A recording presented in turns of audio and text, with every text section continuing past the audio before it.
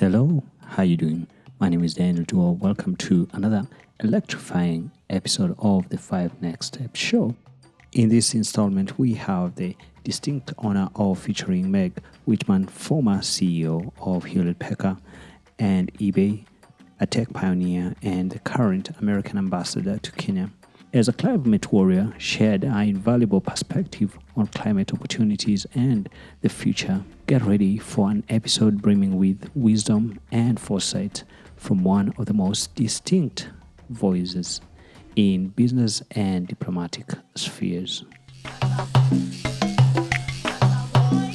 I think carbon capture is not that well understood by average people, and so I'll come back to that in a moment. If I sort of go up to 10,000 feet here or 50,000 feet, I think one of the things that needs to happen in Africa is the changing of the narrative of what goes on in Africa and what goes on in Kenya. I can tell you, as the CEO of Hewlett-Packard and the CEO of eBay, I spend about 1% of my time thinking about Africa. But it is the continent of the future, and if you're going to invest in any country in Africa right now, Kenya is the place to go. So I've been working very hard on changing that narrative. And that brings me to what I think is perhaps the role that you all play here. I believe that, in fact, for the continent as a whole, but also for Kenya, this has to be about job creation. Jobs, jobs, jobs, more jobs, good jobs, high-paying jobs, jobs that are in the formal sector. It doesn't mean that the informal sector is not important, it is, but ultimately this continent and Kenya has to industrialize like the rest of the world has. And if that doesn't happen, this will be a very challenging situation in 2050 when there is double the number of people on the continent. So how does one go about thinking about that? I'm all about focus. Could we please focus on 3 things as opposed to literally solve world hunger, which is now my new bailiwick in some ways. First is technology, and I'm going to come back to you all in a minute, but technology. This is already happening. I'm a big believer, if something's already happening, double down on it. This really is the Silicon Savannah of Africa. It is the leader, you all are the leader in tech here, and you should be the leader in tech on the entire continent. And then apparel, a big idea. When I first came here, people said you can go from agriculture to digital. You don't need to sort of stop along the way in manufacturing. I don't think that's actually true, because the number of employees per dollar of revenue of a Google is teeny relative to the number of employees per dollar of revenue of a manufacturing organization. And so apparel, I think, is a big idea here. There's no question that agriculture needs to be modernized.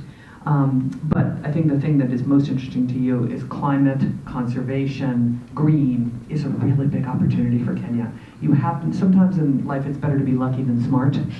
And the fact that geothermal is 65% of your energy that is truly renewable, and now nicely complemented by wind and solar. I mean, there's no better, I think there's not a country better positioned in the world maybe than Kenya. And that's part of the story that I'm trying to tell to America. And maybe some of you have seen my talk on why Africa, why Kenya, and it's actually working. Amazingly, it's actually working. We're getting tremendous number of inquiries, much more than we ever have in the embassy on American investment that wants to come here. So, as I think about what you're doing here, we have to make sure that every company that deserves it is well funded. In the end, you have to have well-funded startups, and you can work your way into it.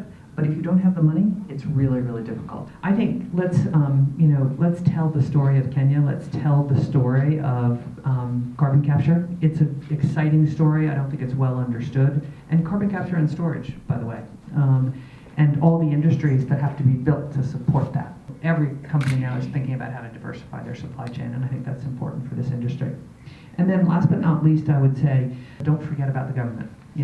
The government in many ways it's important in America as well, but you can actually, without engaging, we went for years without engaging with the government in the tech sector, turned out to bite us a little bit, but here you cannot. So don't forget about the government. Those are just a few thoughts off the top of my head. I will say one last thing, because you asked me, is interestingly, this industry, I was thinking about it this morning, this industry reminds me of the earliest days of the computer industry. Where the power of your cell phone was actually in a room like this, filled with computers.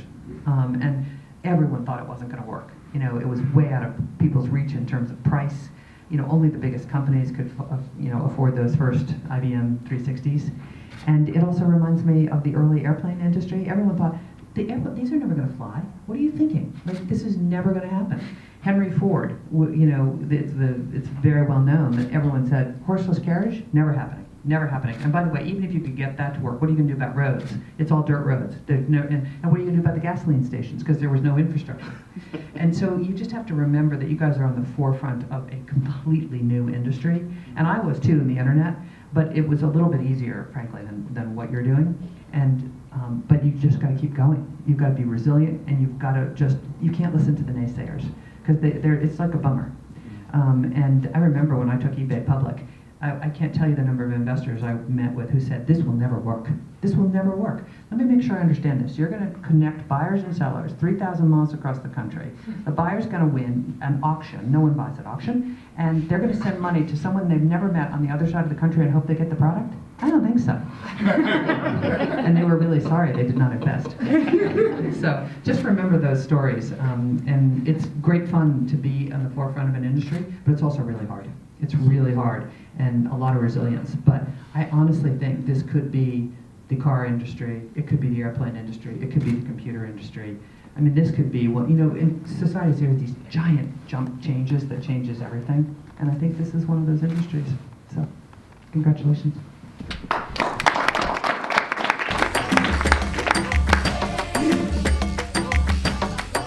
As we conclude this episode of 5 Next Steps by Daniel Duwa Show, we extend our deepest gratitude for you tuning in. Meg's profound insights delivered at the luncheon have undoubtedly left a mark on our understanding of climate opportunity.